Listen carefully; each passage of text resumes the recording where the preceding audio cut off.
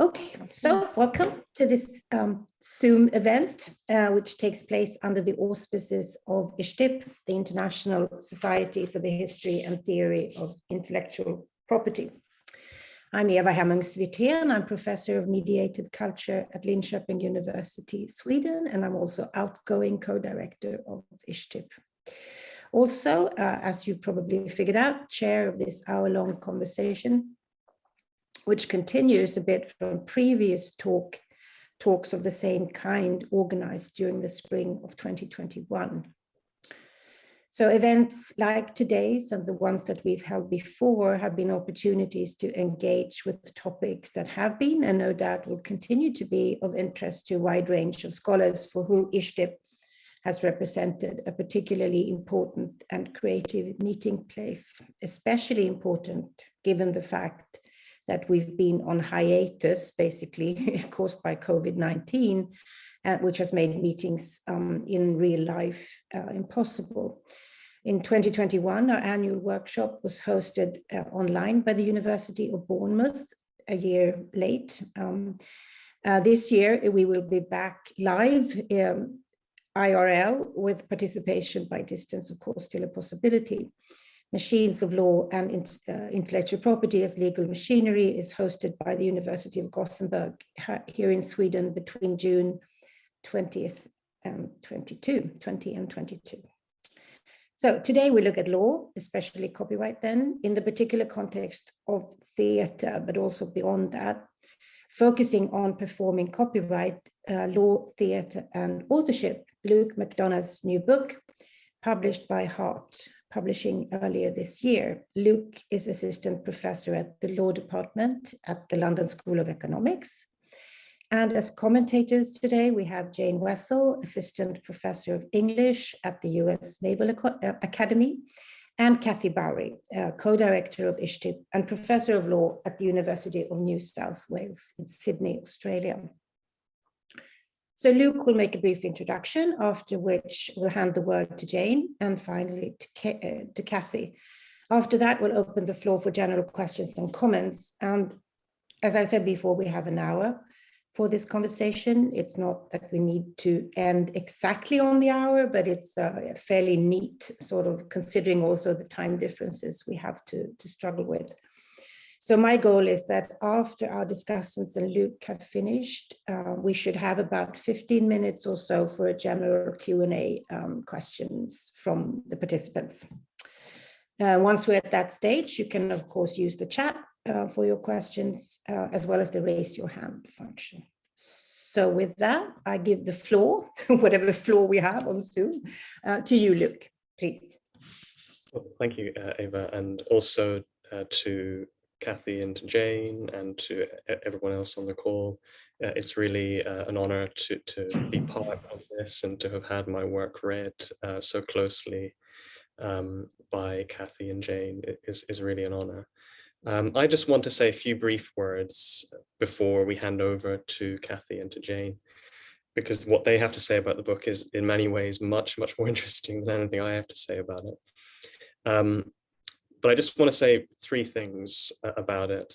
So my aim with the book was to try to put the ownership of plays in both historical perspective and also in contemporary perspective. And this required looking at not just the legal material,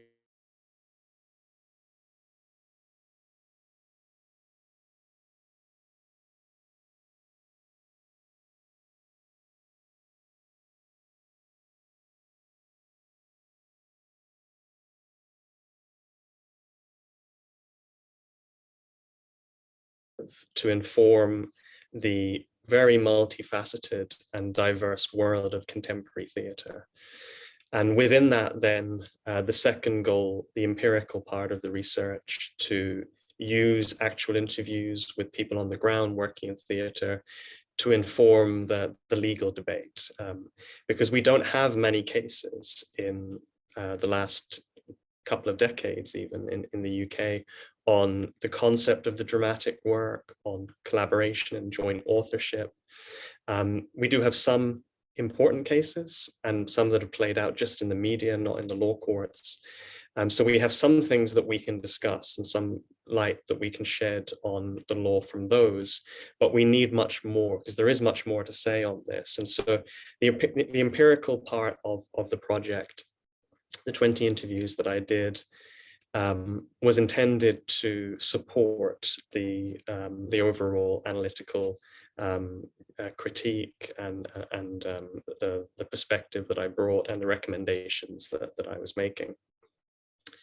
And the third aspect was to try to write a book that was quite readable as well, that wasn't just going to be, bought up by a handful of university libraries and would be there as an archival piece that people could go to if they were doing a PhD, let's say, on a related topic, but would be something that for the scholars from either law or theatre studies who came to the book, that they would also enjoy reading. So to try to make it work as a cohesive whole and to try to make it fun as much as I could, because I wrote the final chunk of the book during the 2020 lockdown, when I had begun to immerse myself in the theatre studies research in a big way, when I had the time to do that.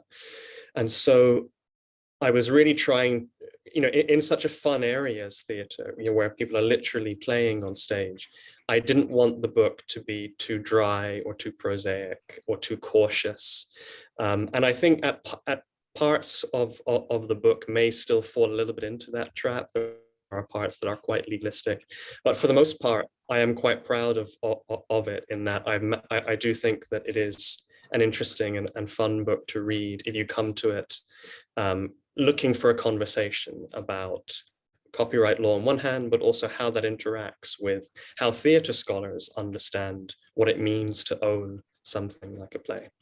So that's really all I wanted to say about it. I'm going to hand back to Eva now to introduce the rest of the discussion. Oh, thank you, Luke. So I'll just hand over to Jane, who'll begin the questions, and then, welcome, Jane, please. Thank you so much. So I've actually sort of prepared some remarks, so I'll be reading a little bit, but I've tried to make them conversational. I want to start by just introducing myself and where I come from, to give you a sense of what my perspective coming into this book was. So I'm an assistant professor at the US Naval Academy in the English department, and my background is in English literature and theater history. And I work specifically on 18th century British literature and theater.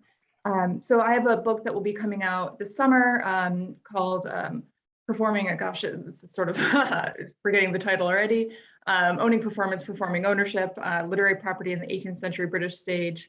And it looks at the years between 1710 and 1833, the passage of England's first Print Copyright Act, and the first law to protect performance, and thinking about in the years between those landmarks, what playwrights and actors and theater managers did to try to control the circulation of plays before there were, and plays in performance before there was any legal protection for that.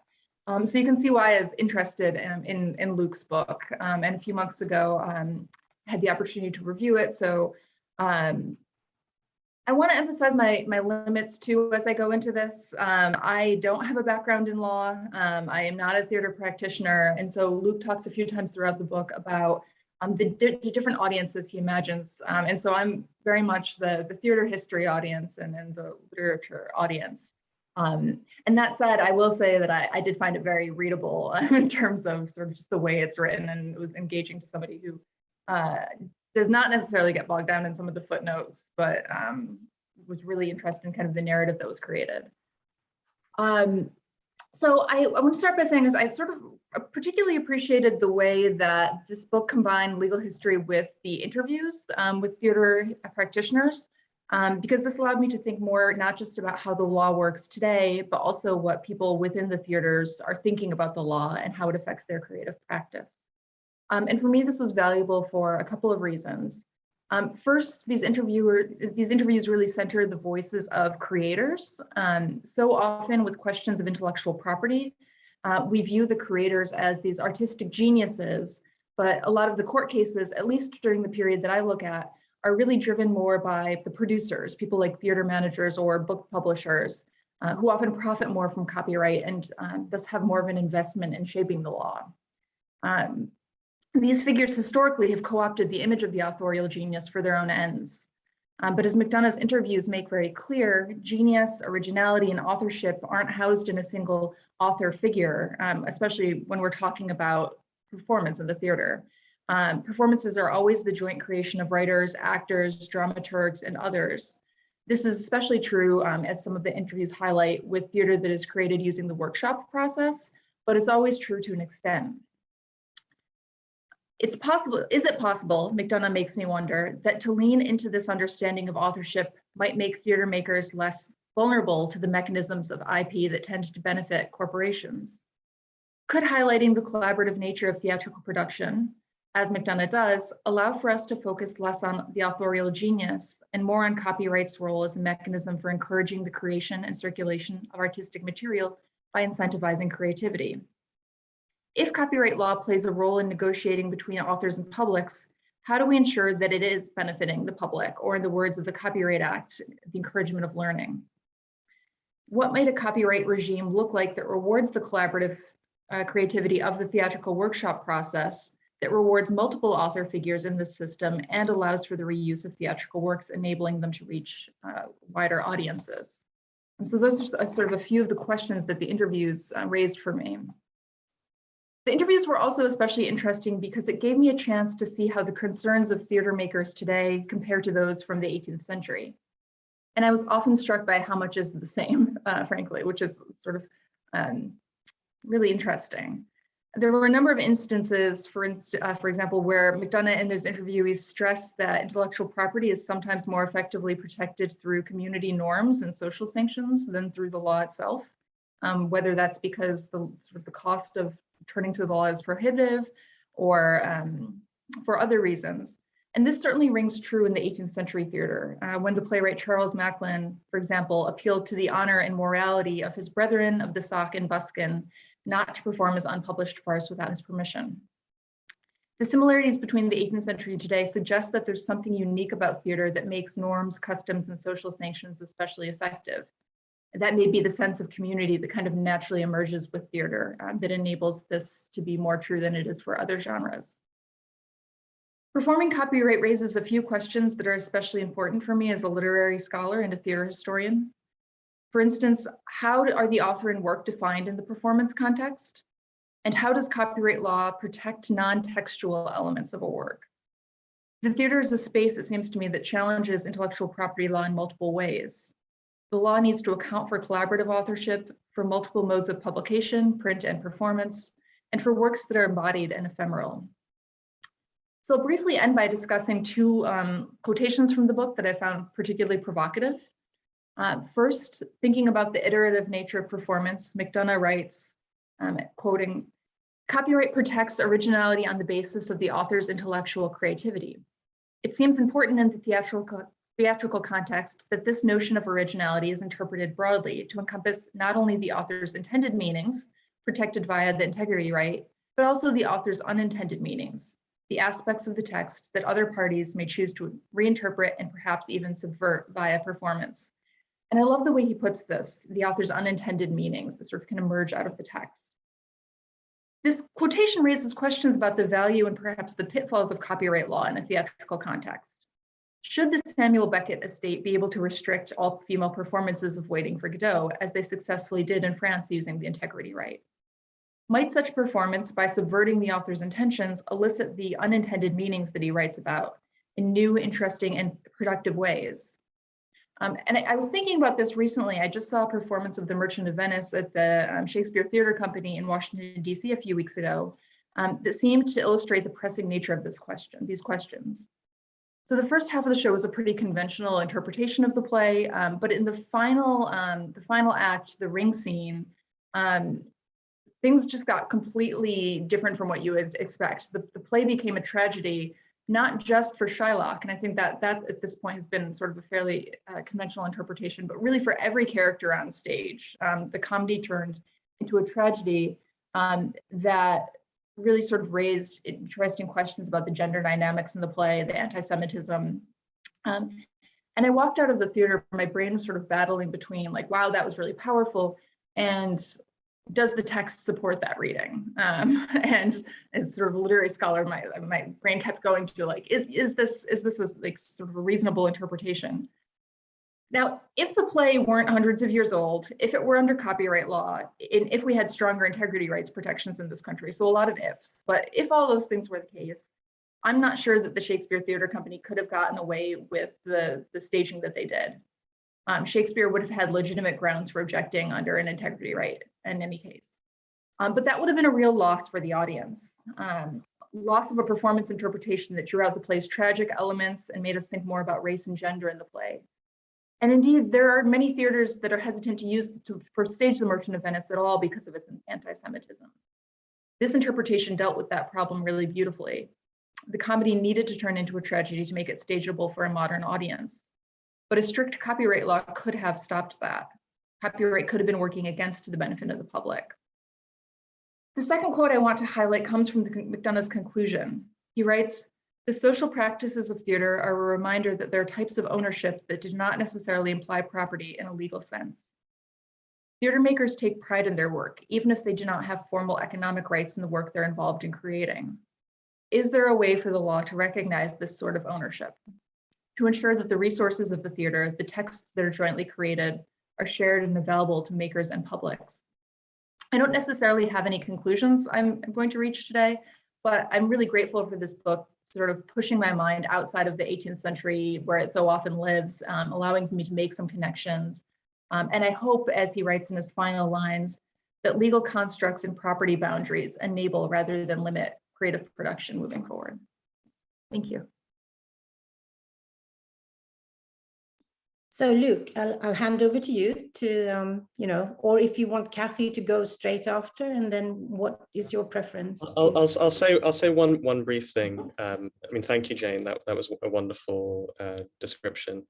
And I think that issue of the integrity right is something that I'll be thinking about for the rest of my career, probably the rest of my life in theatre, because it is such a complex one. And I mean, I'd really like to see Waiting for Godot with women actors. Actually, I think it would be brilliant. But so far, I haven't been able to. It has been staged in Italy, and they won the case there. But in France, unfortunately, they lost. It's never come to court in the UK, but it hasn't. But what behind the scenes, it has been a rights issue, and it's never been staged in the UK with women actors. I presume that's been dealt with as a backroom deal. It hasn't been heavily publicized, though the Beckett estate has taken some has made some legal complaints over other plays, like Footfalls, for example. Fiona Shaw got a legal complaint over that, though it didn't go to court.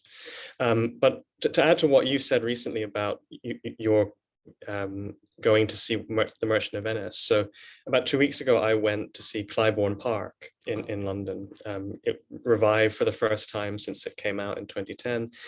It was a play that I missed the first time round, but that I had to discuss in the book because of the fact that it's one of the key cases about the integrity right, because the playwright Bruce Norris, who is a white playwright who's written this play about race relations in the 1950s in the US and in 2009 in the US, was appalled when he found out a German theater company intended to cast a white German actor in one of the roles that's typically performed by a black, in the original US production, a black American actor, in blackface makeup.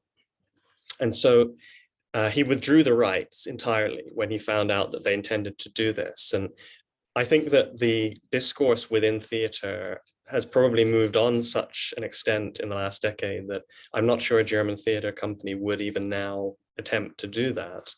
But as recently as 2012, when this row erupted, so 10 years ago, they did attempt to do that. And so as I was watching the play, which is still a very kind of searing piece of commentary and still quite effective, I was thinking to myself, what would it be like to watch this if you know, the Black characters were played by white people in makeup, and what a horrific spectacle that would have been. Because the play is so much about the hypocrisy of kind of the majority of white Americans when Black people move into their neighborhood and that sort of thing. And at the same time, I was thinking to myself, you know, I was trying to think to myself, if I was watching that, would that make the horror worse of the play, or would it, you know, what would be my reaction? And I think, you know, ultimately, I think Bruce Norris was absolutely right to make the decision that he had, and it would have been horrific in a different way, I think, the play, had it been staged in that way.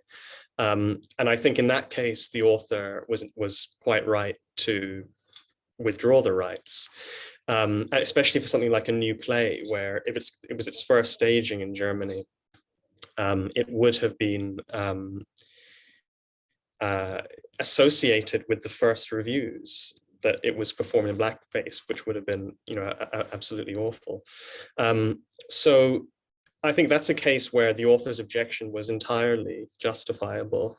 With a play like Waiting for Godot, that's already quite old and accepted as part of the canon, I don't think there's any risk that anybody now would go to see it. And, you know, it is performed well sometimes and very poorly in other times. I don't think anyone really thinks that that is a derogatory treatment, that's such that it would harm the reputation of Samuel Beckett, which is kind of the legal test in the UK. So I think for a play like that, it should be more open to different interpretations, in the same way that Shakespeare that you've seen was. So yeah, you know, it's great that my book was in your mind when you were attending this play, because similarly, the row within theatre over Clybourne Park was in my mind when I went to see it. And so I think that this is the sort of thing that, the kind of dialogue that I think the law and theatre need to have. So thank you for that. Jane, do you want to comment on the answer, or? I may hold off until the end for more comments. Okay, that's fine. Then I'll give the word to Kathy, and then we'll reconnect after that. Okay. Well, first of all, I'd like to say, you know, like, I really did enjoy your book, Luke, and I do think it is really, really nicely written, and it was actually a delight to read. It wasn't, you know, hard. It was a book that I had purchased and had looked forward to reading before the idea of the event came about. And I really do think it's a really interesting book. But I'd also like to actually mention it in the context of also Derek Miller's book on what's it called? Copyright and the Value of Performance, and also Brent Salter's book. And I think it's kind of interesting that at the moment we're getting a cluster of books, Brent's books, negotiating copyright and negotiating copyright in the American theatre 1856 to 1951. And I think he's got a launch for that next week. But what's interesting about all these books is the way in which they're playing with the tension between law and law in the books and law in practice in various ways, and using it as both, on one level, a critique of copyright, but also, I guess, a acceptance that copyright is in some ways still foundational to theatre. And there's a puzzle around that comes out in most of the work that I think is coming through at the moment around that.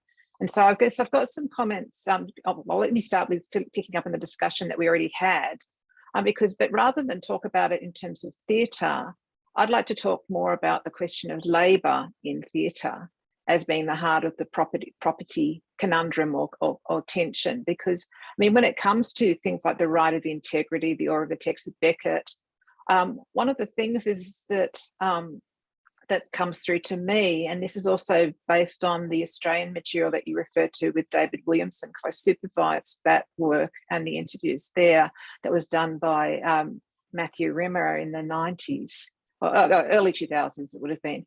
And one of the things that came through in that was, it wasn't to me just a question about protecting the aura of the text or the legacy of the playwright, but actually there was also a commercial logic in play related to basically maintaining what is a particular notion of what is distinctive about that particular playwright and that particular play.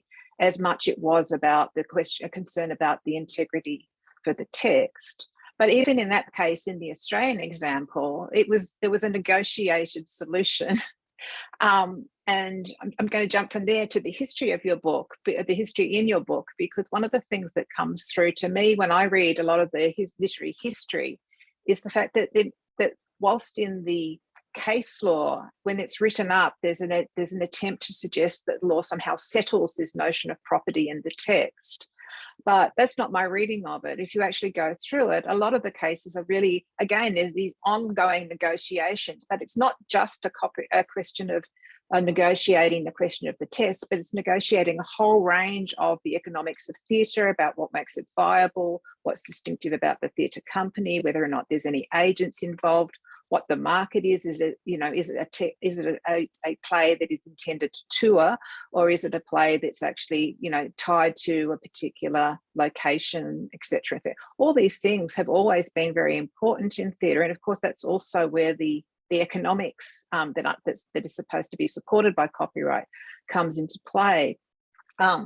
So, I mean, I guess one of the things or questions I had for you about whether or not, in terms of your contemporary project, is it a savings project? Are we trying to actually find copyright as the foundation to work better for theatre? Or is it trying to do something else? And one of the things that puzzled me was the interesting initiative of the Working Playwright and the Writers Guild in the UK and the work that they're doing, and the role of contract, because again, contract can be actually interpreted, or contract can be in very many different ways. Is it a best practice where it's simply suggested around things that should be kind of like it's normative safeguards that help structure relations? And also, given the diversity of different types of theatre contexts and different types of economies in theatre, that's one way of actually viewing them. But on the other hand, it is trying to see them, that you could also embody them within their tradition of setting standard forms of contract. And if they're just perceived as some kind of like codification kind of model, but with some kind of, but it makes the law a bit better, it's a bit fairer, then it's got a different type of objective. But copyright law has a much bigger role to play in that kind of scenario. In some sense, copyright's still structuring the relations, and we're just tinkering around the edges. So I just thought that I'd be really interested to see what you think the innovative potential is of those types of initiatives in contemporary theatre versus what alternate ways of reading it, and particularly if you have any insights in terms of talking to through the empirical work that you've done, how that's actually perceived. Is that type of distinction actually even understood within theatrical communities? I guess the greater question that bothers me with respect to copyright and creativity is this one about how to redefine the terms of trade and industrial relations. And I guess with respect to that, is this notion of the text as being special and the investment in the text something that actually becomes an obstacle, or actually really gets in the way, because it diverts away from a discussion about the realities of labour relations? Because both contract itself, but also theatre relations, is one that in many parts of the world is one where it's actually highly exploitative in a whole range of ways for a whole range of different types of contributors. But even for the people for whom it's supposed to work, i.e. the playwright, the number of leading playwrights in the US, where it has a amazing, from an Australian perspective, incredibly vibrant, incredibly rich theatrical community, there's still the problem that there's hardly any playwrights that actually make a living wage from simply doing theatrical performances. Writing for TV is a different, or streaming or whatever is a different scenario. But there is something strange about this kind of like homage that goes back to copyright all the time as the center of the universe, when there's all these realities that people also hold in their heads and are actually well aware of in terms of how it works. So in terms of the future direction about where theatre should actually go with respect to its copyright relations, one of the questions for me is whether or not that's even a productive avenue, or do we actually need a much more radical potential. And the other side of this is that in the writing guilds, it seems that in the UK and Australian context, at least, not necessarily the same in the US, from what I understand from my discussions with Brent, but writers' guilds don't operate like guilds in the traditional guild sense, in that labour relations aren't really what they're discussing much at all. There's a whole range of, you know, commodification of different types of fees and payments and protocols. But again, it's just a different type of negotiation where copyright is very, very, very distant from the realities of the so-called contracts that are issued in that trade. So I'm not sure if that's particularly coherent, but there's a lot of ideas in there.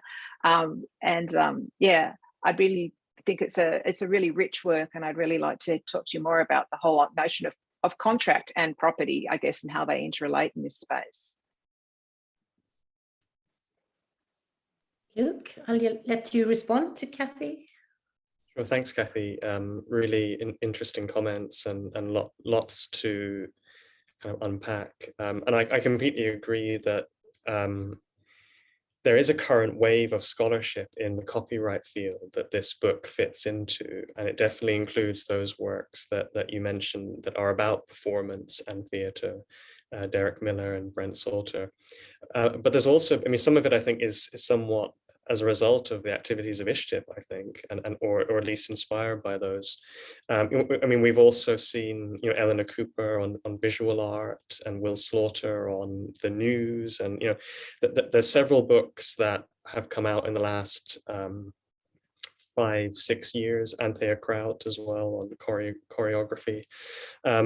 So, you know, there's several books that have come out that are exploring this notion of the copyright work and what it is as an object of property in fields where that seems very uncertain, even less so, let's say, than literature. I mean, there's been a relatively large amount of studies on literature and copyright, and comparatively few on these other fields, but thankfully we're now getting a lot of scholarship that looks into that exact question about the difference between a performance and a work, and the various boundaries that apply, and obviously the whole nature of collaboration. You know, the work of people like Daniela Simone also fits into that. So I think that I think it's good that work is being done, but I think you're right also to be cautious about the ultimate role that copyright plays in some of these creative fields, because there are situations in which it is very important, but there are also situations in which it doesn't play much of a role at all. I mean, some of the interviews that I undertook with writers in the UK, where they were talking about how much and how important the public subsidy element for theatre in the UK is, and how particularly writers who are now, let's say, in their 50s, they remember what it was like in the 80s and early 90s when it was a conservative government. There wasn't a huge amount of funding going into theatre because theatre was so critical of the policies of that conservative government. So it you know, certainly theatre thrived in its own way, but it was in kind of a narrower space. Whereas when the Labour government came into power in the late 90s in Britain, they, using the Arts Council and other bodies, put a lot more money into theatre and also into new writing. And so the diversity of theatre increased hugely over that period as a result of that. And obviously there have been cuts in the last decade under the current Conservative government that have to some extent affected some of that diversity at every level. Class is one important level. I think it's very hard, as you say, to rely on, I mean, the playwrights that I spoke to who were in their 50s had just about survived the 90s, had probably bought a flat at that time when the cost of living was not as high as it is now. Whereas I did wonder about the younger generation living in a high cost city like London or Manchester, trying to kind of get going with the writing of plays.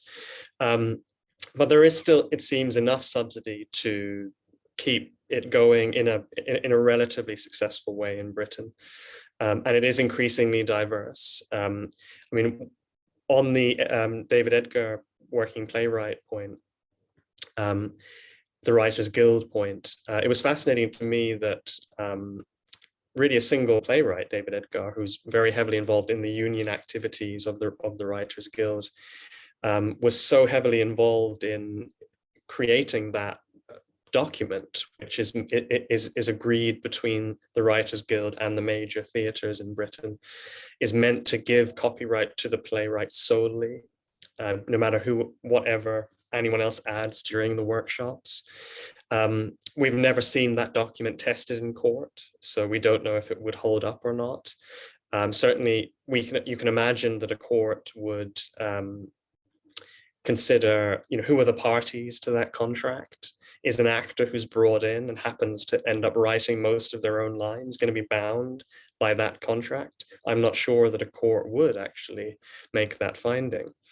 And it's also interesting, and I highlight it in the chapter 3 of the book, that there's also an interview that I found with David Edgar. I didn't interview him myself, but I found a really long interview that he gave to Duncan Wu in the late 90s, where he talks about how in one particular scene, the actors more or less wrote their own dialogue and created a lot of that scene. And yet he was still adamant that the copyright in the play belonged to him solely, and that whatever they had added was subservient to his own kind of creative will. So clearly there is a strong perspective from writers that they should own the copyright, though there are obviously examples where people have agreed to share, and there are examples where the writers themselves are in dispute, like the fascinating case of Tree, where you had Kwame Kwei-Armah and Idris Elba criticized in the media by two female writers, Sarah Henley and Tori Allen Martin, who were kind of cut out of that project. They weren't credited for the work they had done.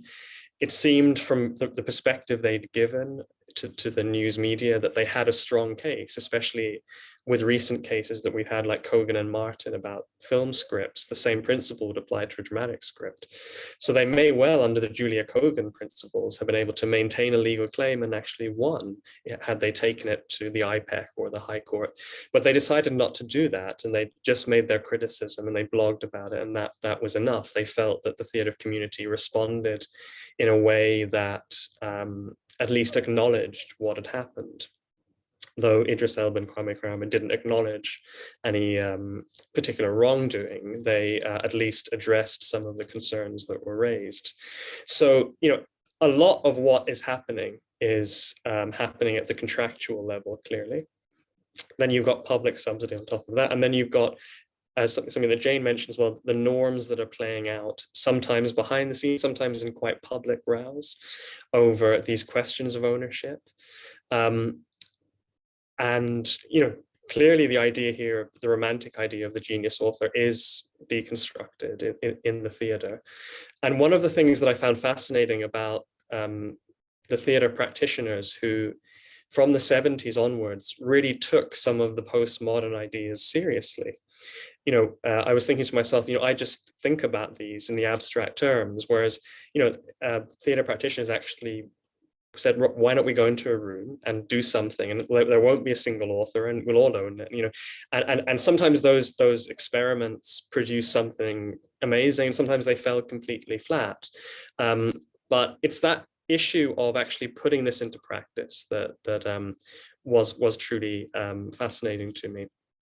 And I agree with you that contract can also be a way of exploiting people. And I had the chance to speak to Julia Kogan, obviously of the Kogan and Martin case a couple of years ago, where I asked her, you were in a situation, she was in a romantic relationship with the other co-author, where obviously they didn't have a contract together because they were just working on it. And I said to her, do you think that people sometimes do sign away their rights too quickly in these contracts? And she said, yeah, I know people who have done that. And so contracts, and Daniela Simone in her book talks about how that can be really useful to resolving some of these issues, especially where they have to be negotiated. You mentioned that the Australian case that had to be negotiated, but they can also be a way to dispossess people who maybe haven't thought fully about the consequences of what they're signing up to. So, that's an interesting part of this to reflect upon as well. And, you know, with the history perspective trying to feed into the contemporary, one of the reasons why I went back so far, and it is a quite compressed study from kind of the Elizabethan era to 1911, that second chapter, was to go back far enough to get before the Statute of Anne, before we had a clear Copyright Act that gave at least some rights to authors. And you know what you reveal when you look at that is that, you know, some lessons that perhaps we sometimes forget as copyright lawyers and as IP lawyers more generally, which is that you can have markets without copyright. You can have a cultural production system that operates within those markets where authors don't have the right to do much at all, even though they may make claims, they may be attributed, but they're not getting economic royalties and anything like the system that we would be used to today.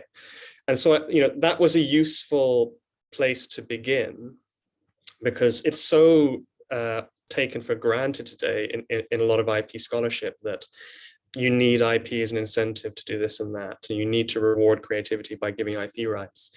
And you know, there are elements of truth to that in certain circumstances and in certain economies, particularly in developed countries, but it's not always the case. And so it was useful for me to begin in the prehistory of copyright, and then to kind of come forward quite quickly to the contemporary scene where, as Jane said, you still have the same issues of collaboration and a plurality of authorial voices competing to be heard.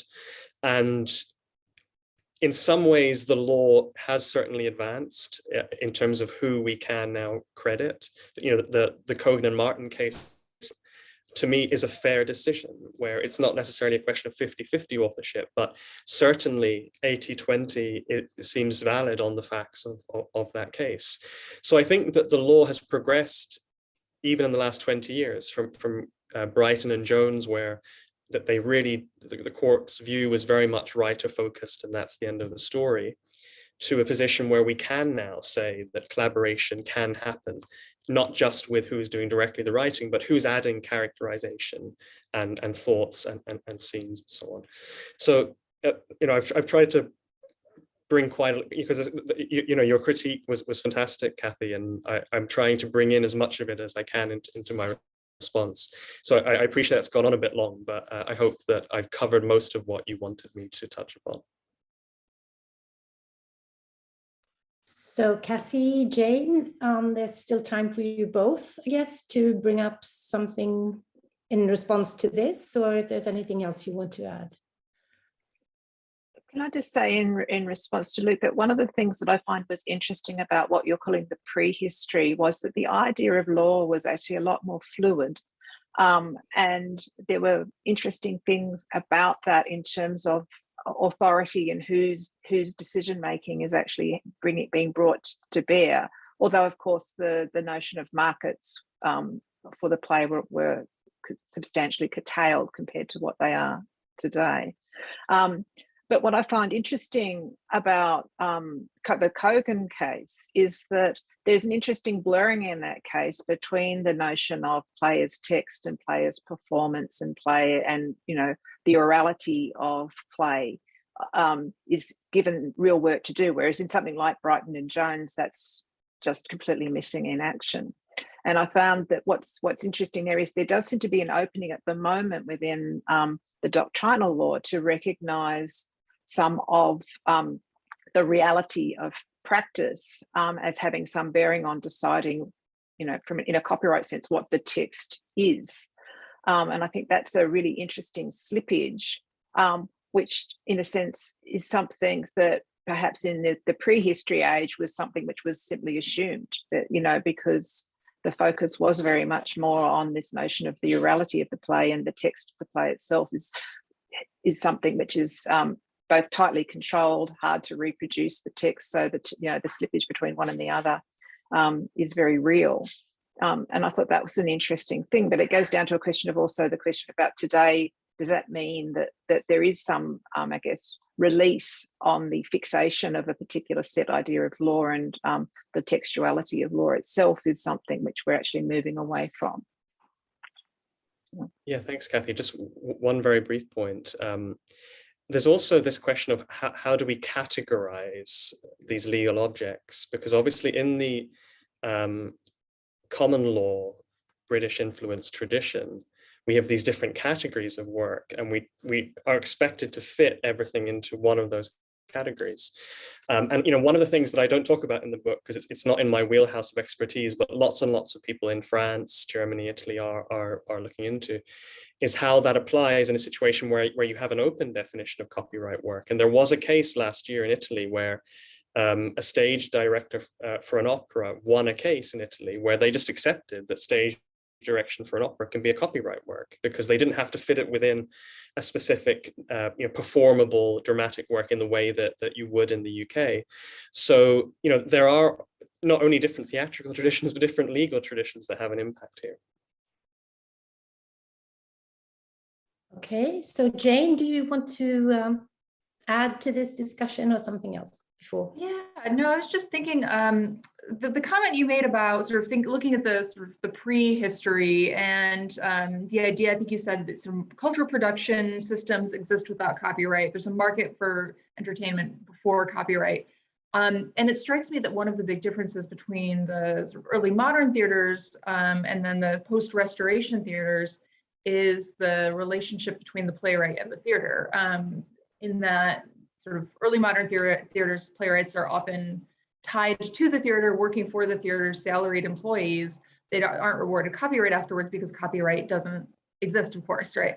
In the 18th century, playwrights, for the most part, essentially become freelancers. And so they are they're not tied to a theater. They're submitting works, hoping they get accepted, and then make the profit from the first 9 nights or however long it runs. And it's sort of got me wondering whether they're, and so they get the sort of copyright from that if they print the work, and eventually when performance becomes protected, but often they don't make much off of the copyright, right? It seems to me that like being a salaried employee for a theater is potentially a more profitable arrangement before copyright systems develop.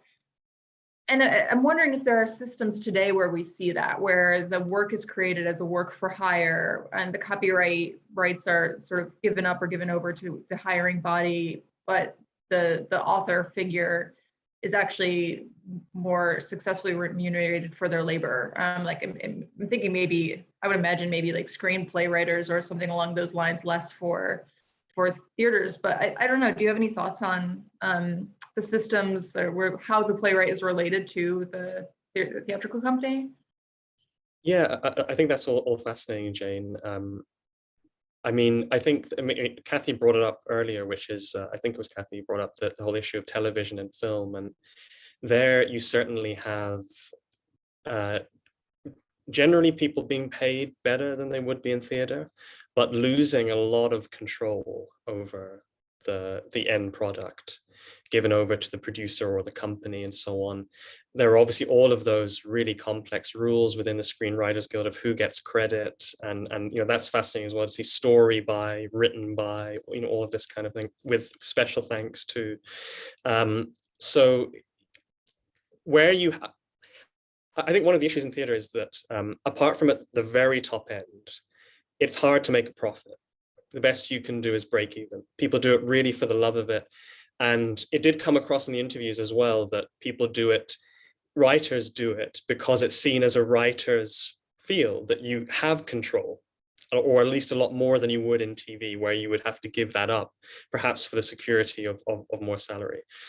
So I think that, to my knowledge, there hasn't been a similar study that has looked at the TV industry, at least in the UK context. And I think there's been a little on film, and there are people who've written articles certainly on film and in the US, and also the whole issue of labor has been discussed as well. So that whole body of research is of comparative value here, I would say, and it's possible that Cara wants to comment on that, or perhaps something else. So I'll hand over to I'll hand back to Eva now. So Kathy opened up for comments or people who want to ask questions, both in the chat or by raising their hand. And Cara has some comments, so I'll hand over to Cara, and then I have one question, and if we still have time. So, but Cara, please, we'll see. Well, first of all, just thank you to Luke for writing the book, and for those of you who made this possible, and the comments. Really, this has been a great way to start my morning, and my day is just going to be downhill from here. There's going to be nothing else that's as interesting as this, so thank you so much. And I sit here as somebody who does not think about UK law, does not think about theater, although I do both teach copyright and I have practiced copyright law in the US. And I sort of had two buckets of thoughts as I thought about this. One was, and I know because Luke, I know this is something you've done, you've kind of gone into different sectors to think about copyright and what the work is and what the ownership is. And it seems like one of the important parts of this project is what can we learn from the theater that we're not learning in other places. And so I was interested in pushing you a little bit more on that. And I was particularly interested in your one of your later comments where you said the theater is one place where people actually walked into the room to say, we're going to do postmodern authorship. Right, that they're not, it's not just English professors sitting in a room, but they're actually trying to actualize that in creativity in a way that, of course, the law is not doing postmodern authorship. So I thought that was really interesting. And then the other sort of buckets of thoughts I'm having as I'm sitting here listening to both Luke and Kathy and Jane talk about the relations of labor and the parties involved is this constant thing of, are we talking about contract versus copyright as an alternative, or is there no way to talk about copyright that is distinct from the private ordering of the world that we attempt to do to contract? And I think about this when I was practicing copyright law, right? Practicing copyright law did not mean spending my time filing copyright registrations. It meant spending my time negotiating and writing contracts. And when I teach copyright law, I'm trying to teach what an author is and what does it mean to jointly author through some of the theater cases in the US. But I tell my students, what do you learn from this as a practicing lawyer is that you think about this in advance. And, ideally you representing a client are helping your client think about what they want to have happen and writing it into a contract ahead of time so you don't end up litigating in court. That's a fail, and it's a fail because you haven't had that conversation which you, the lawyer, have memorialized. And Luke is pointing out, of course, that you can sign away the rights too early, right? But contract can be a taking as well as a giving of power. But I was also interested in sort of Luke's thoughts about this contract or contract and is it possible to think about copyright? We often, I think, try and think about copyright as this thing that exists outside contract, and you're really making me think about the ways in that's just utterly impossible. So thank you. Yes, so thank you, Cara. That was great. I don't think I need to think about some of those points that you've made a little bit more. So I don't think I'm going to be able to respond to absolutely everything, but thank you so much. On the first one interesting response, and I can see that Hyo is here on the call, and I had a conversation with Hyo, I think this time last year, about the work of people like Sarah Ramshaw and the whole idea of the improvisation that is inherent in the legal process as well. And the way that judges, there's a kind of inherent conservatism apparently in law, but it often hides a kind of a lot of very fluid definitions that can be interpreted in any number of different ways. If you look at the judgment of a case like Kogan and Martin, there is a strong element of improvisation going on because they don't have clear guidance from the legislature on how to deal with that particular scenario. The whole bring it into an 80-20 split rather than 50-50 is again something that the judges are free to do, but again requires them to use the fluidity to kind of impose a certain regulation or a certain kind of manner of dealing with it as a practical solution. So one of the kind of the slightly, well, it's not hidden, but the underlying agenda of the book was also to try to make us as lawyers reflect on the way in which theatre has influenced us. And of course, that's very obvious when you look at the rhetoric of the barrister in the English courtroom. But I think even in the processes of law, you see some of that. So part of what you've said resonates in that regard. And I agree with you that it is very interesting to think about, what would copyright be if we could, what would copyright be like if we didn't have a contractual system? What would a contractual system be like if we didn't have copyright? One of the reasons that I started, as I said, in the Elizabethan era is to try to think about that question, because there you have people vying for control over a text. Control equating to ownership, really, of a commodity operating in a theatrical market, either in print for the stationer's company or in performance for the theatre itself. And there's certainly, whether it's explicit contractual relations, there's certainly a certain amount of relations going on that are in some way contractual, or at least respectful, to make that work as a kind of commodity market or commodity economy. So there's certainly a lot more to say on that particular question, and more to think about. But I think that's all I can say right now in response. But I really appreciate the thoughtfulness of your comments, Cara. Thank you. Okay, thank you. I have a question, if you still have time to listen to it. Otherwise, we can, but I'll try and be super brief. But it actually goes more to the performativity and the performance aspects of your book. So in the very first passages of the book, I haven't read it as closely as Kathy and Jane, but I have, gone through it. You speak about the performativity of law more generally. So we're here in a book which is both about performativity in the theatre and on the stage, but also as a more general concept. And law as a performative mode of practice. So this is something that I would like to hear a bit more about, and especially the question of where and how and by whom is performativity or performance takes place. And I want to give you a very concrete example of what I'm trying to figure out. So in 1983, the French government and state organized the centennial of the Paris Convention in a celebration. And they did that by moving 3,000 guests out to Versailles, to an immersive experience where the waiters were dressed in Sun King vêtements and wigs and all of that. So they celebrated, this big sort of industrial convention by taking us back to the Sun King era. To me, this is an amazing event. It is, to me, performativity in excellence, but of course, it's not performativity and performance on stage, but it performs the law, you could say. You could argue that in extension. So I'm interested in what can we take with us from your book in order to understand the performance of law as it takes place by completely different mechanisms than the law.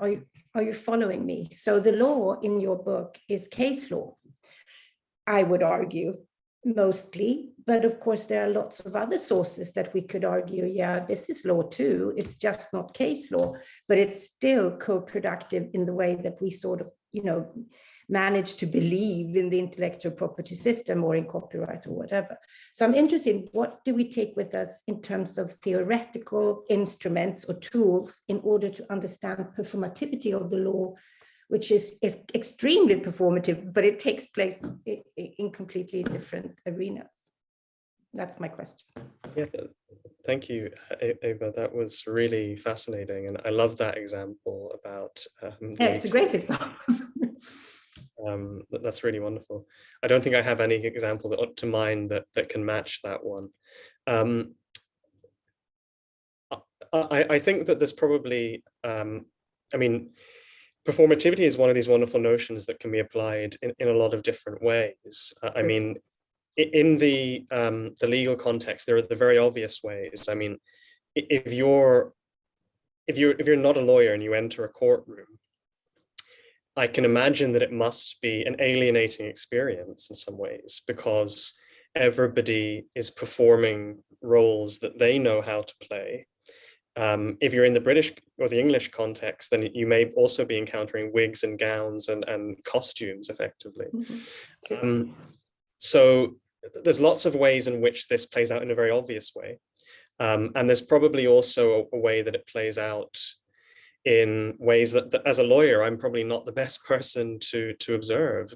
You may actually notice, or Jane may notice these things better than I would. I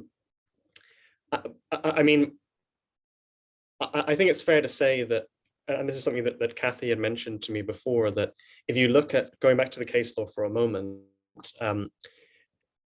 there's a kind of judicial performance in trying to, case by case in the process, in the canon, I suppose, of legal texts that are there, to try to put some certainty onto these very fluid categories. And that doesn't always succeed, and often leaves open as many questions as it resolves. It may resolve the specifics of the facts, but it may leave other questions completely unresolved. So I think that issue of performativity is something that, well, I think it's fair to say I haven't fully got my head around the way that it works in a kind of, both internal and external to the law, I suppose, from both of those perspectives. But it's very clear to me that it is happening, and that there's something there that requires more study. And it may be that someone else will be the person to do that rather than me. It may have to come from someone who's not trained as a lawyer. But certainly the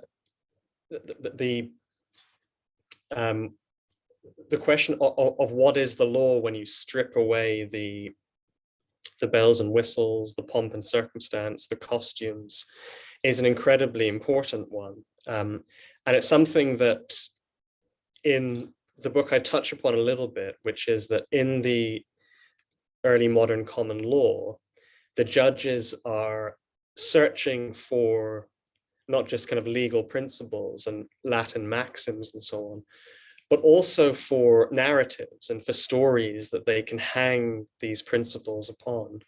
And in doing so, they're doing something much more radical than they would ever admit, because they're effectively creating principles like individual property in the early modern period, which in the previous periods were not that commonplace and not that respected. And it was an era of customary tendencies and a lot of kind of sub-legal forms of regulating things like land and other property. So I think I'll stop at that point.